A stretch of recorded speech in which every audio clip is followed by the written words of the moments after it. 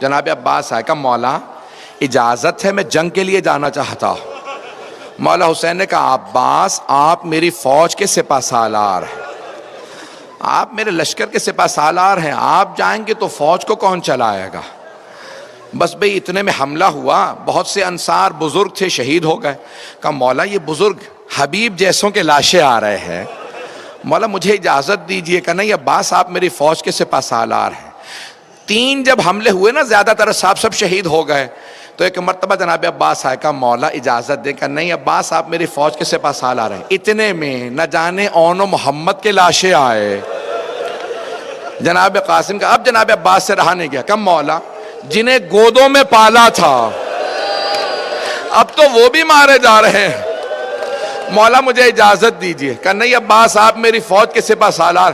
کہ مولا وہ فوج کہاں ہے جس کا میں سپہ سالار ہوں؟ جیسے یہ خیمہ نصب ہے نا، خیمے کے باہر کھڑے تھے جناب عباس، تلوار سے ٹیک لگا کے کھڑے تھے۔ اچانک خیمے کے اندر سے آواز آئی، وہ والا خیمہ تھا جہاں مشکیزیں پانی کے بھر بھر کے رکھے جاتے تھے۔ جناب عباس نے آواز سنی کہ کچھ بچے مشکیزیں ہلا ہلا کے دیکھ رہے ہیں، شاید پانی رہ گیا ہو۔ ایک بچی نے ایک مشکیزہ اٹھایا، مشکیزے پہ لب لگانے لگی، مشکیزہ پیشانی پہ رکھا شاید ٹھنڈک مل جائے۔ جناب عباس خیمے میں گئے، کہا بی بی کیا بات ہے؟ کہا چچا مجھے پیاس بہت زیادہ لگی ہے۔ کہا بی بی مشکیزہ لیجئے میرے ساتھ آئیے، اپنے بابا سے کہیں مجھے پانی لانے کی اجازت دے دیں۔ سنیں گے اب آپ مصائب کو؟ کہا بی بی اپنے بابا سے کہیں مجھے پانی لانے کی اجازت دے دیں۔ جناب سکینہ نے کہا بابا چچا سے کہیں مجھے پانی لا دیں۔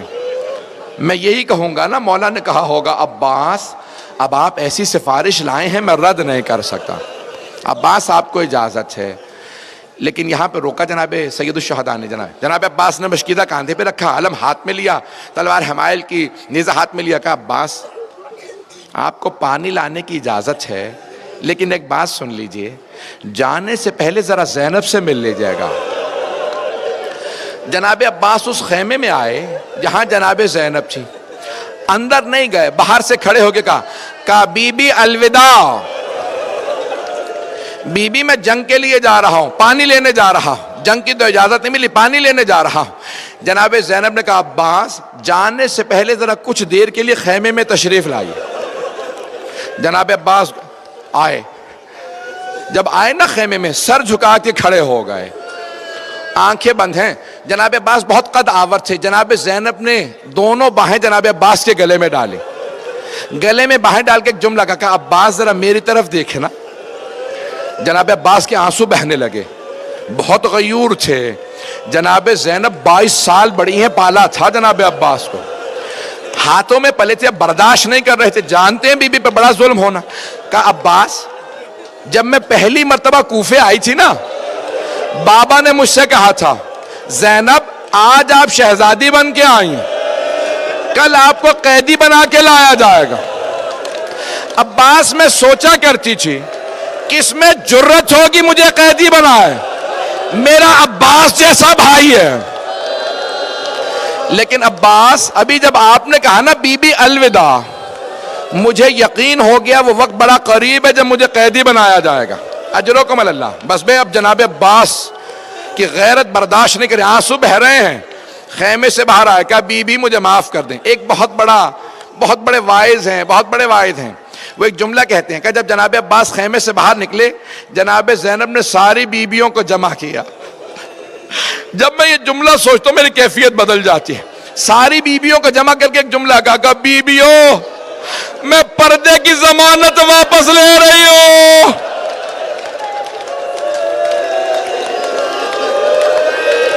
میرا عباس چلا گیا، اب پردوں کی کوئی ضمانت نہیں۔ بس بھئی شاید میں پوری شہادت نہ پڑھ سکوں، روک کے 2 جملے کہوں آپ سے، آخری جملوں سے پہلے ذرا 2-4 منٹ کی زحمت دوں گا، بس میں نے تمام کیا۔ بہت بڑے واعظ ہیں، شیخ آیت اللہ یحییٰ یثربی حرم میں جناب امام حسین میں بیٹھے تھے، ایک ذاکر نے، عرب ذاکر نے پڑھتے پڑھتے یہ جملہ پڑھ دیا کہ جب جناب عباس کے بازو قلم ہوئے نا تو لوگ قریب سے تیر مار رہے تھے، جب پورے سینے میں تیر لگے، ایک نے تیر مارا جناب عباس کی آنکھ میں لگ گیا، جب دہنی آنکھ میں تیر لگا مولا نے پہلی مرتبہ کہا مولا میری مدد کو، امام حسین سے کہا مولا میری آنکھ میں تیر ہے۔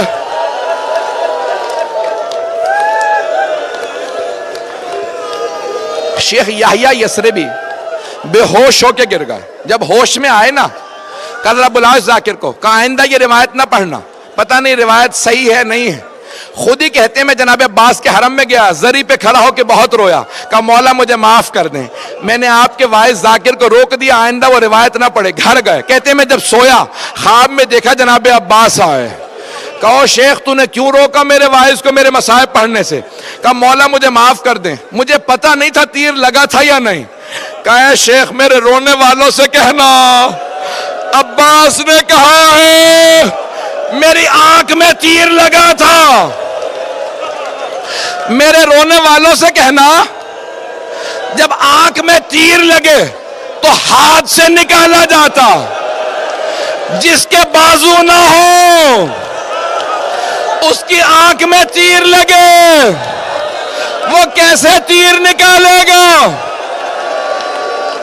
مولا کہتے ہیں جب تیر لگا میں نے سر جھٹکا، میں نے بہت سر جھٹکا، تیر نہیں نکلا، میں نے سر جھکایا، گھٹنوں سے تیر کو پکڑا، جب میں نے تیر کھینچا میری آنکھ میں تکلیف محسوس ہوئی، میں نے پہلی مرتبہ کہا بھیا میری مدد کو۔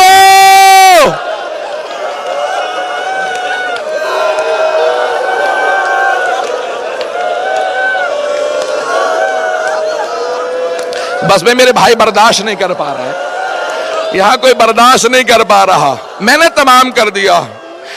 ایک مرتبہ جیسے ہی آواز سنی سید الشہداء نے، زلجنا کو ایڑ لگا کہ مجھے عباس تک پہنچا دے۔ ایک مقام پہ زلجنا رکا، بس زیارت برآمد ہونے والی ہے، جناب سید الشہداء اترے، دیکھا زمین پہ بازو پڑا ہے، اٹھا کے سینے سے لگایا کہ یہ میرے عباس کا بازو ہے،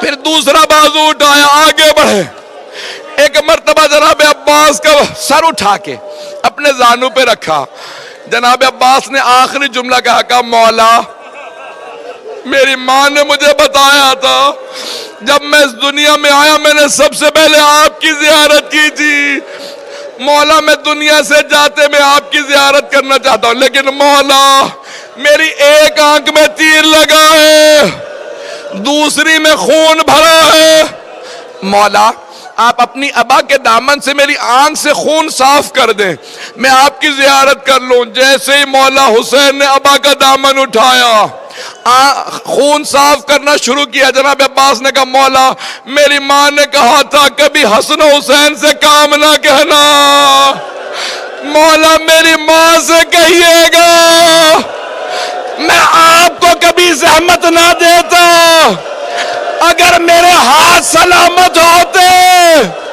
میرے بازو نہیں تھے